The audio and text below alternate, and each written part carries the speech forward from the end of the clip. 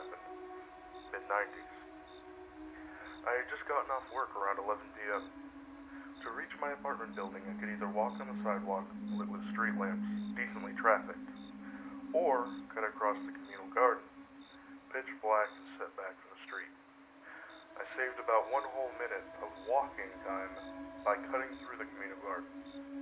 But being young and stupid, a lot of times I took the shortcut. That night I got a weird feeling not to take the shortcut. I kept to the sidewalk, but there's no one else around. When I got past the garden, all of a sudden this large man pops up from the exit of the path. There's no way he could have been in front of me or just behind me as I was walking. I would have noticed him. The only logical explanation was he had been hiding behind the pitch black garden. A drunk who had been sleeping it off? No, my body was screaming at me to get the hell out of there. I began walking faster. My dad had taught me to always carry my keys in my fist with a key pointed out in case I needed to punch someone, so I did that. But I'm 5'4" and probably weighed 110 pounds. This guy was big and tall. My only chance was to outpace him. I'm speed walking at this point and I feel him matching my pace, getting closer. He's breathing heavily. I feel his angry energy coming off of him, but my apartment is right there, so I put on a burst of speed. When I reach the entrance, 2 people are leaving and hold the door for me and him. I don't know why I didn't tell them I thought this guy was following me. My mind froze and I was just trying to get inside of my apartment. Plus I was still trying to rationalize it. Maybe he was visiting someone. Maybe it was all just a coincidence. Don't be paranoid. Besides, it took only a couple seconds for them to be out the door. I had missed my chance. I'm climbing the stairs as fast as I can. It's a 3-story building and I live on the 3rd floor. He's climbing the stairs too, rolling up right behind me, panting, that evil energy just emanating from him. I'm fast, but he's putting on speed. I get to my floor, which has 4 apartments, 1 on the right side, where I live, and 4 on the left. I pass by the apartments 1 and 2, he's still right behind me. I stop at apartment 3, where I live, and he stops at apartment 4, where I know he doesn't live. He hasn't said anything, just breathing hard, and I think there's no way I'm going to open my apartment door and have him push me inside and rape me, or worse. He also hasn't knocked on the door of apartment 4. Worth noting is that the apartments are U-shaped, with mine and my neighbor's door being very close together, so I banged on my own apartment door as loud as I could, but yelled my neighbor's name. "Hey Kevin, let me in." Not his real name. This startles the guy, even more so when my own apartment door doesn't open, but Kevin's does. Kevin sees the guy standing right in front of his door and asks what he wants. The guy starts mumbling something about a wrong apartment, but I have my own door open so fast that I am inside my place in a flash, locking the door behind me. I grab my cordless phone, but I hear Kevin through the door telling this guy he needs to leave. The guy does. Kevin knocks on my door, asks if I'm okay. I thank him, say that I am, but inside I am still frozen, adrenaline pumping, and scared.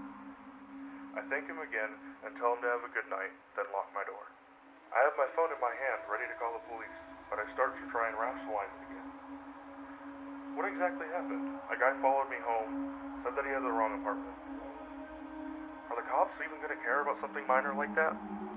I try to calm myself down, but I'm also berating myself. Why didn't I run the instant I felt like he was following me? Why didn't I tell the people we passed by at the front door? Why didn't I tell Kevin the second he opened his door and saved me? He could have let me inside of his apartment and we could have called the cops together.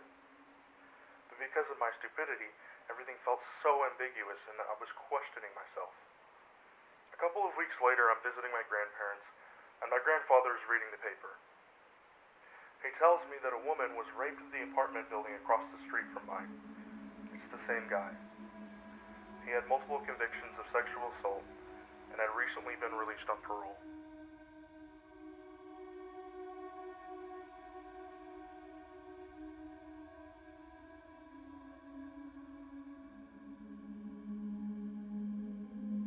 I had a really uncomfortable experience at a gas station the other day, and I don't know how else to get this off my chest. So here I am, unable to sleep at 1 a.m., hoping writing this out will help me feel a little relief. The other day I went to a full-service gas station. Normally I would pump my own, but I was taking a different route this day at a new station than usual. A male attendant came up to the window and did the usual, "Hello, how are you?" etc. I'm a female, by the way. After I said, "Good, how are you?" the attendant replied, "Good, it's really good to see you," and licked his lips. Instantly, I was so uncomfortable. He kept putting his hands on my car where the passenger window was rolled down. I asked to fill up my tank and gave him my credit card. I immediately started texting my husband about this. At first, I just thought he was a creep, but I didn't feel unsafe. Instead of walking away and letting my tank fill up, he stood by my window and started asking me all kinds of questions about my car, saying it was nice, about what year was it, etc. I struggle with feeling the need to be polite in these types of situations. So I answered his questions, but was on my phone, texting my husband, and only giving short one-word answers. What I wanted to do was roll up my windows, but again, I struggled to not feel the need to be polite. After I replied what the year my car was, he put his hands where the passenger window was rolled down and stuck his head inside my car to look around. At this point, I completely froze. I never had someone invade my space like this in this kind of setting before. I texted my husband to call me immediately, which he did. I told him all about where I was, how I was getting gas. I stumbled upon the gas station, so this dude would know that people knew exactly where I am. Once the gas was done filling, he handed me my card. I immediately rolled the window up and drove off. It's nothing super crazy that happened, but I cannot get that slimy, gross, lip-licking face out of my head. The hairs on the back of my neck stand up every time I involuntarily think about it. I just know that guy was more than a creep. He was potentially dangerous, and I will actively be avoiding that gas station.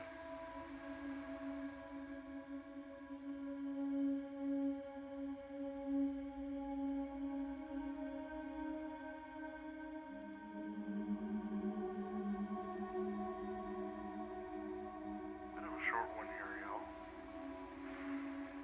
Back when I was 14, I went to see my girlfriend one evening. I was a sophomore, and she was a freshman in high school.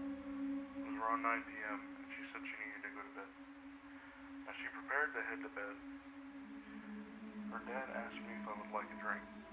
Being a young idiot, I said sure, and he poured me a scotch. He then led me back to his bedroom. While sitting on a chair and chatting, he got up and went to the bathroom. When he came out, he was naked and playing with himself. He started telling me how much his daughter loved him and how she would do anything he said. He continued to say that if I slept with him, he'd tell her to sleep with me. I was totally freaked out, but also kind of frozen and not sure what to do. What I remember was saying no thanks, went directly to her room, said goodbye, and broke up with her on the spot. Quite obviously, this made me very confused and unsure. A couple years later, her brother asked if I broke up with her because of her dad. I said yes, so it seems like the dad has done this before. These videos are intended to bring about awareness to the dark side of the world we live in. As a reality of life, violent crimes happen every day in our neighborhoods. Keep your loved ones safe, and remember to say I love you.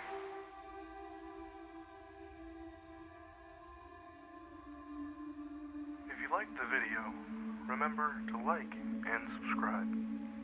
And remember, watch your back.